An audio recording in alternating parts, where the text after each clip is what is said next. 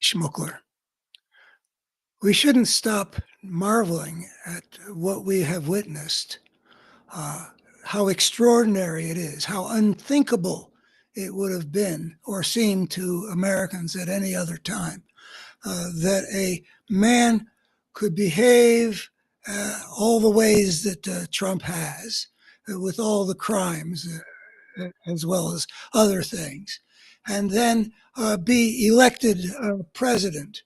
Um, Without paying much of a price at all for uh, whatever that was, 90 something, 80 something felonies for which he had been indicted. All these federal trials never even coming to pass. Uh, Even the one in Atlanta, he lost a bit, but how extraordinary it is that he has escaped justice. And the last step in his escaping justice is that he's been elected president of the United States, given the power to kill anything of the rule of law that was coming after him. He might even prosecute uh, Jack Smith for doing his job on behalf of the rule of law. He might abuse the law. And this is the guy uh, that did all this right in front of the American people, had it fully exposed about as much as anything ever gets exposed in the affairs of a nation. All his wrongdoing, and yet he manages to be elected president of the United States by a free and fair election. So we shouldn't lose sight of what's in front of our eyes, which is that this man was able to do all that stuff, and he yet is going to triumph, at least in the short run, over the rule of law. He's going to corrupt the Justice Department. Matthew Gaetz to be Attorney General. I mean, he's going to turn it into the opposite of the Department of Justice. Nothing right or righteous or well motivated like people like Robert Mueller represented. No, just the opposite. How is he able to triumph over the rule of law after all those indictments and all that great investigation and the proof right in the public realm? Right in the public realm, we were really in a position to say, without beyond a reasonable doubt, this man was guilty. I mean, the evidence was just way beyond what you need in an ordinary trial. There was just whatever the number was going to be, he was guilty of extremely serious crimes, and there's no doubt about it. He was an insurrectionist by a reasonable reading of the American Constitution, and he escaped accountability for that too, in terms of not having the Constitution enforced against him. Which brings us to the Supreme Court to some extent, which is one of the problems that this exposes. There are others, which I'll get to. But one of the problems is that when the Supreme Court was in a position to uphold the rule of law and hold the criminal accountable, it did the opposite. It threw its monkey wrench into the whole process, helping Trump run out the clock so that he wouldn't stand trial, needlessly extending things for the guy for whom delay was the only tactic, because every time, every one of those indictments, the evidence had him good to go, just like in the New York case, 34 for 34. I mean, he was going to be convicted again and again and again. We already knew that if we were paying attention to the evidence that the jury was going to see, and more. Whenever a jury got to hear any of the cases against Trump, Trump lost. Trump lost even without a jury. He lost. Trump was basically playing for time. The Supreme Court gave him 6 months it shouldn't have had, and then it put a protective shield around him that was contrary to the basic American ideal that no one is above the law. The president telling the people in the Justice Department to commit crimes on his behalf is not an official capacity for which a president would decently have immunity. But this Supreme Court, which represents not the Constitution, but the interests of the fascist force that we're dealing with here in this country, they came in and they showed that the process by which the rule of law is being overtaken by a fascistic force, it's happening at a variety of levels, and the takeover of the Supreme Court by this six Republican nominees, including the Chief Justice, who for some reason won't do anything to bring the Supreme Court into alignment with a decent sense of what they're about. I mean, they lack an ethics code, and they do not reasonably interpret the law and the Constitution to achieve justice. They serve certain interests and contort themselves to provide a rationale. It is not the rule of law coming out of this Supreme Court. I don't, other than the slave cases leading up to the Civil War, I don't think there's ever been a time when we had a court that was so little committed to dealing with the law with integrity. Dred Scott was just a particular category of things. This court is more fundamentally and universally corrupt, I would say. Not that they never act with any principle, but they are quite unreliable about having principle govern their service to a political force that put them on the bench where they are. So we got that problem that gets exposed by this extraordinary thing that Trump is not going to be held accountable. In the New York case, he's not going to be do jail time. I think that decision's coming in the end of this week or something like that. Leave the felonies on him. He's stained, but he's not going to be accountable. Not only is he not going to be in jail, he's going to be the major power at the top of the American executive branch. And he's a guy who's intimidated a whole political party into doing whatever he says. And the American people gave that party control of the Congress. I mean, the House of Representatives over the last 2 years of the Biden presidency has been the Republican House of Representatives, and we've never had a worse one, ever.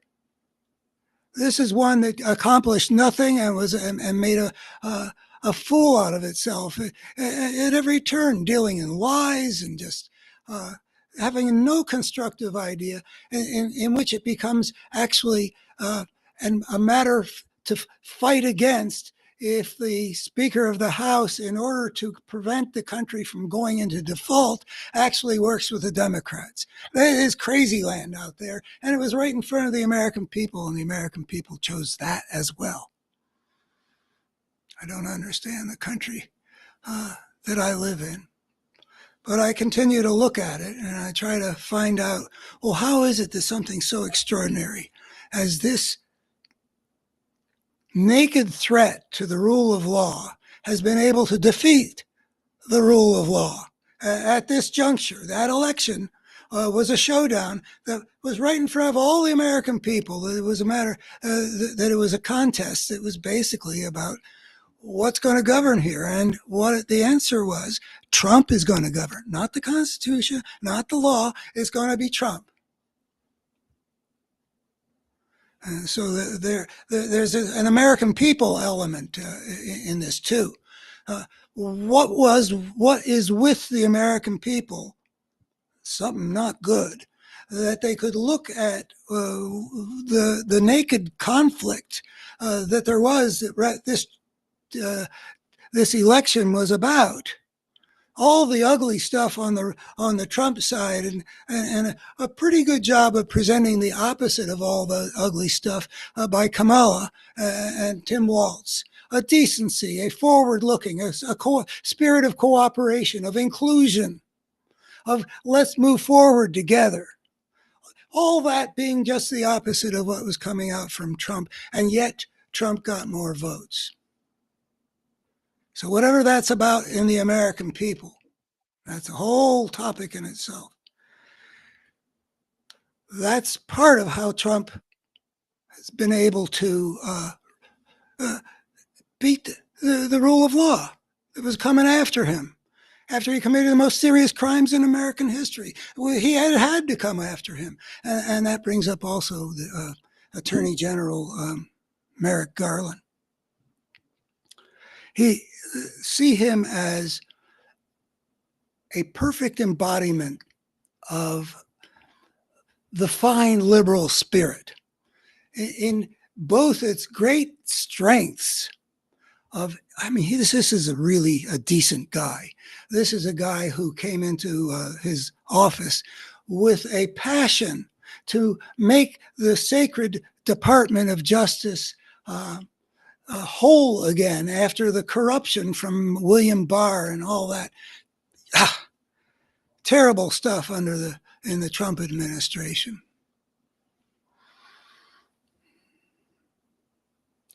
But he also has a weakness, and I'll just say you can see this weakness across the liberal dealing with the Republican Party ever since it started changing back at the very beginning of the 90s.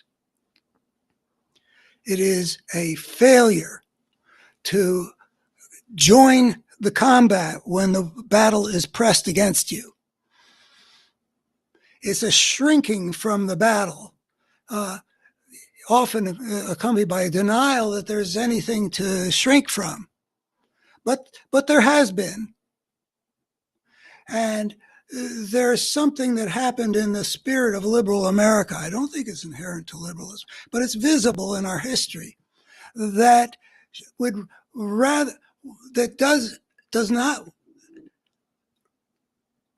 get itself in fighting form with a determination to win that's completely as strong and intense as that of the power that's coming against them. There's a relentlessness on the force that's been coming against the Democratic Party that they aren't even willing to play fair anymore. They'll steal a Supreme Court seat, for example. This is not a comedy that COMITY, where we are all agreed to make this thing work for everybody. No, it is a no holds bar war and a struggle for power that the Republican Party has been insisting on for a generation. It has been since Jimmy Carter was president, which is, almost, for more than 40 years ago. It has been since then that a Democratic Party has been treated as legitimate by the Republican Party. This has been war, and liberals never joined the battle. And so Merrick Garland exemplifies this. Merrick Garland looked at what we all saw about January 6th. He saw that there was a multi-dimensional thing here, that there were the people on the grounds and the people who invaded the Capitol, and then there are the people in the background that made this happen, including Donald Trump, it would appear. Obviously, from the beginning, that's more important for the rule of law than what the vandals did, the shaman guy and all that. Yeah, that should be prosecuted. But nothing like a bunch of powerful, brown-shirted, and all this kind of ugly stuff willing to seize power against the will of the American people. That is about as fundamental a crime as you can commit in America. The Constitution is the soul of America, and the soul of the Constitution is it is control over the apportionment of power. The power to legislate, the power to occupy the position, the power to execute the office of the President of the United States, all get assigned by a certain arrangement that's put down in the Constitution and safeguards us from the opposite of the power going up, which is the power coming down. It is the protection against the dictator, the gangster, the tyrant. So there's no more serious crime than somebody trying to seize power. That is the way of the gangster. And Trump is a thug. And it's been obvious that he was a thug. And the fact that he's been able to get away with all this, I mean, it makes you wonder, what does this guy have? It seems to me like he's a combination of being the effing moron that Tillerson said he was, and also being some kind of a genius. Not that he doesn't make blunders, but look at all the blunders he made on the way to being elected president. They look like blunders to me. So Merrick Garland was a typical liberal in failing to go after the people at the top, where it's really most important to say, no, we will not tolerate this. This is not okay. If you lose an election, you lost the election.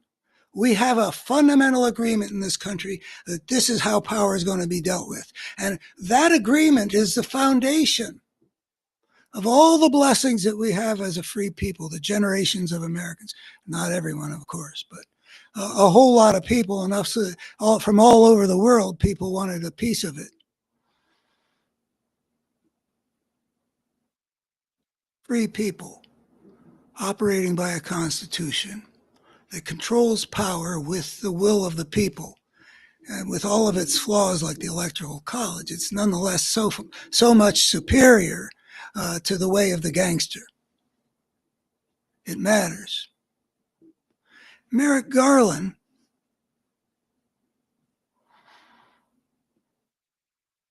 was afraid of seeming partisan.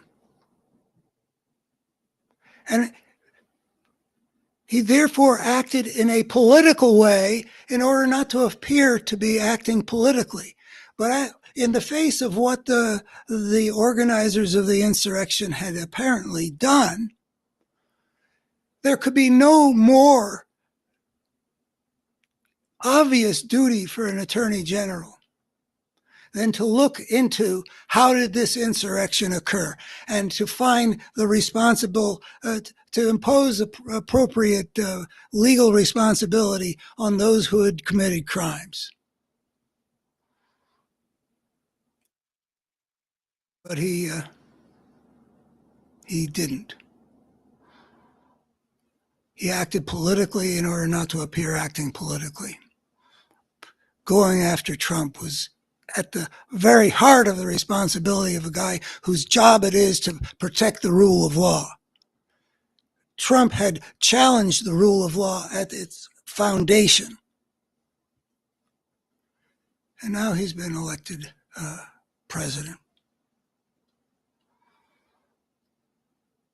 The people, Merrick Garland. It looks also like maybe corporate America is craven and cowardly and really not particularly interested in serving the public good. Maybe that's always been true, but I have a feeling that the corporate world of earlier times would have been more resistant to destructiveness. But maybe that's a rosy view of history. In any event, the corporate world has certainly been willing to treat Donald Trump as somebody worthy of some deference and respect and not just resistance. Jeff Bezos, the head of the Los Angeles Times, these billionaires giving $1 million to the inaugural fund. It was American corporate world, the world of the super rich, always as craven as that? I don't know. The people are shown all this, though. Where are they? So there are many reasons why Donald Trump was unable to escape accountability. In 2 impeachments. Another escape from accountability. I mean, if Donald Trump wasn't impeachable, it's hard to imagine anybody who could be. I mean, he was more impeachable than Andrew Johnson or than Richard Nixon or Bill Clinton for sure. But he was about as impeachable as it gets. His whole conduct in office was, sort of screaming a disregard for what's required in norms, in laws, and even in the Constitution. And he got impeached, I think, too late. I started calling for impeachment during his first year. Not just the emoluments, but I forget what the whole case is that was ready to be brought. But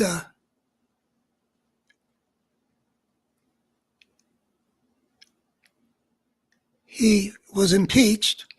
The trial showed quite conclusively that Trump was guilty of serious offenses that warranted impeachment.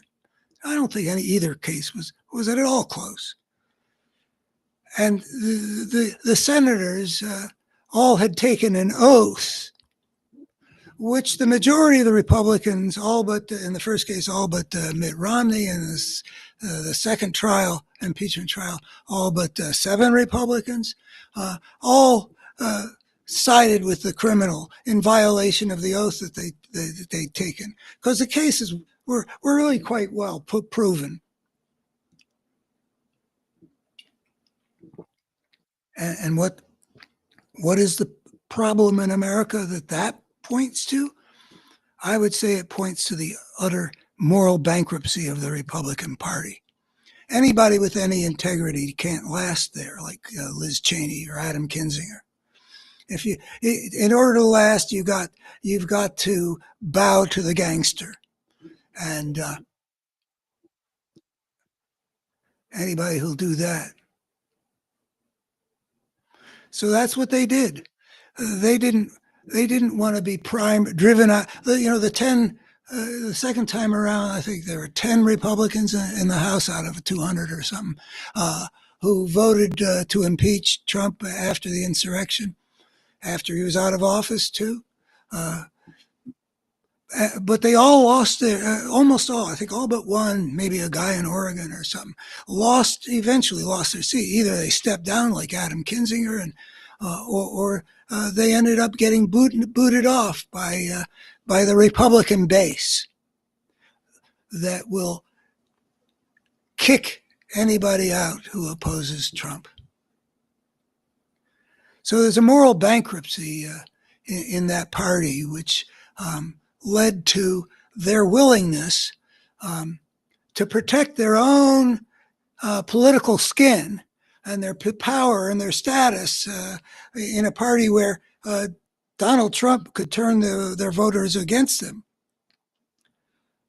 Instead, we got opportunists who have put their own interest in being close to power, into wielding power, into being players, to having the position, to maybe enriching themselves. I don't know. But whatever it is, they're willing to hold on to that for themselves even in betrayal of the oath that they took. And so they voted to acquit Donald Trump rather than convict him and remove him from office, as clearly should have been done. So, what enabled Trump to escape responsibility? An American civilization in which a whole lot of stuff has gotten more broken. And understanding, how all that works together with the condition of the people, the condition of the party, the cowardice of an important political person in office, of an attorney general, how all those are part of the same picture. Um, well, I hope you'll visit A Better Human Story, where I've been asking and providing ventures of answers for a number of years as I've watched this thing unfolding, this battle in America between the forces of democracy and the rule of law and the forces of fascism and the spirit of the gangster. They're doing battle, and I've been watching this battle, um, well, uh, in some ways since the early 90s. But more full time, seeing the battlefield more comprehensively. It wasn't as narrow as what I thought it was in the 90s. But starting in 2004, it's been a full time job to understand what are the forces at work here in America that are endangering our future, and with us still being in many ways the indispensable nation, as Madeleine Albright called us, also endangering the future of humankind, where there are a lot of things that need to be accomplished in not too many decades, generations, probably just a couple centuries at best, that we got to accomplish if we're going to survive on this planet for the long haul. So this battle that we're engaged in America about whether we're going to be the leader of the free world or Trump or Putin's buddy has a big implication for whether our species is going to get its act together and create the kinds of order necessary for us to be able to survive on this planet for the long haul. Because if we don't, we're going to destroy ourselves. And we've already shown in the past less than a century two different ways that we could do that. And we don't have the destructive force in either of those domains, the war domain that could lead to nuclear holocaust, or the ecological domain that's being increasingly impacted by this climate crisis. This is where we are in history. And when a guy like Donald Trump becomes president of the United States, the chances for the survival of human civilization comes down. How much? I don't know. But if it were a stock, it would be one of the big movers of the day. I can imagine that futures for human civilization dropped maybe as much as 10%, at least 5% on that fictional market when Donald Trump became the winner of this election. The stakes could not be higher. And so we got to look at the ways in which we've had our weaknesses exposed. Merrick Garland, the Republican Party, the American people, the whole liberal inability to fight with the intensity and determination to win that's called for when you've got these kinds of things at stake. When do you hear a liberal voice talking in a way that touches you in the way that you would want in a movie if you're trying to save pretty much everything that's good about the human civilization on this planet, like the spirit of democracy and not Vladimir Putin, for example?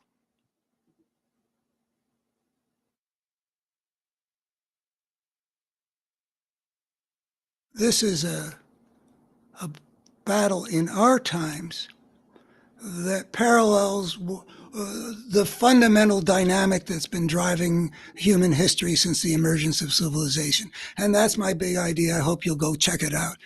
It's that book back there, The Parable of the Tribes, The Problem of Power in Social Evolution, came out from the University of Press in 1984, which is, say, a little over 40 years ago, geez. And on my website, A Better Human Story, I lay out something which shows that our history has a very different meaning than what we have imagined.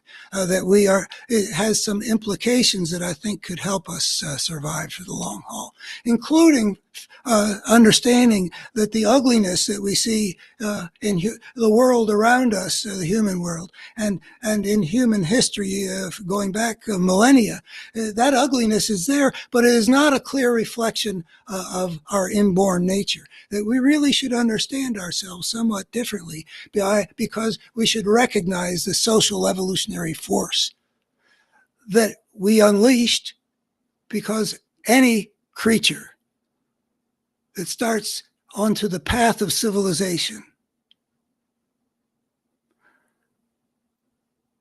will get swept up in a selective process that drives how its civilization will evolve. And it will be in traumatic and damaging ways, inevitably, not because of the nature of the creature, but because the getting onto the path of a civilization is extricating the species from the niche in which it evolved biologically, a first in the history of life, by inventing their own way of life, not living the life they evolved to live, but inventing something. They have moved out of the natural order into a disorder, and that book shows the consequences of that disorder are inevitable and drive things in a particular predictable direction that you can see everywhere that civilization first arose. I believe that the idea holds water, and it gives us a perspective on what we're up against too, and that's the title of that book, The Destructive Force at Work in Our World and How We Can Defeat It. Trump defeating the rule of law was a big deal. It exposes a lot of weaknesses in our civilization right now, from the people to the spirit of the other side, from fascism to a whole major political party that's completely morally bankrupt. We shouldn't have gotten to that point in any of these ways, but the civilization has, for reasons I'm not sure about, we could talk about, it has degraded in a variety of ways at a variety of levels. And it has that degradation of the better orders of the people and of the political party, and et cetera. That better order had a way of protecting us from the forces that emerge from disorder, which is the spirit of the gangster. And that's what this Republican Party is. That's what fascism in general is. It's the spirit of the gangster. And this fight that we're engaged in, that we lost for now at least, on November 5th, it's our enactment of an ancient battle. And we can't afford to give up on it, because really, probably everything is at stake. Thanks. ABetterHumanStory.org. Subscribe if you would, please. Bye-bye.